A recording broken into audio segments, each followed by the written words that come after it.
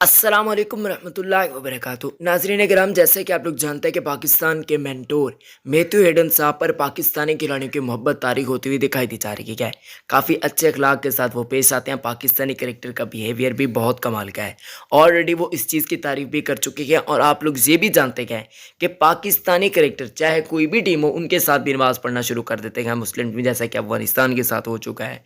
ऐसे ये मुस्लिम चंद खिलाड़ी हैं जिनके साथ पाकिस्तानी नमाज वगैरह पढ़ते हुए दिखाई दिए जाते हैं। Even Mohammad Rizwan Matthew Hayden साहब को कुरान पाक का तोहफा भी दे चुके हैं, जिसको आजकल वो रीड भी कर रखे हैं। और आपको ये भी बताता चलूं कि पाकिस्तानी खिलाड़ी उनके सामने नमाज भी अदा करते हैं। दुआ करें कि इसका फायदा ये हो कि मैथ्यू हेडन मुसलमान हो जाए। आमीन सुम्मा आमीन या रब्बल आलमीन। कमेंट्स में जरूर लिखिएगा और वीडियो को लाइक भी कर दिए। बेसिकली एक चैलेंज हुआ है आज, बहुत ही कमाल का चैलेंज ये हुआ है।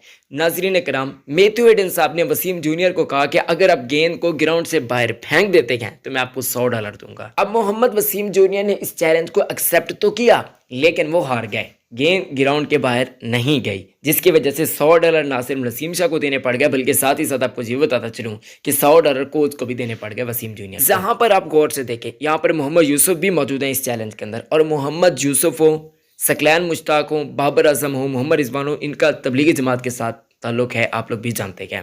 इनका असर मैथ्यू हेडन पर काफ़ी अच्छा पड़ रहा है, क्योंकि इनके सामने अक्सर नमाजें अदा की जाती हैं ड्रेसिंग रूम के अंदर। हेडन अक्सर मरतबा, बल्कि बहुत मरतबा तारीफ भी कर चुके हैं कि वो कल्चर से काफ़ी ज़्यादा मोहब्बत। जैसे कि मैं कल एक ऑलरेडी वीडियो बना चुका हूँ इस चीज़ पर कि वो जब नमाज का टाइम हो जाता है वो सजदा करना शुरू कर देते हैं, जिसकी वजह से उन पर काफ़ी अच्छा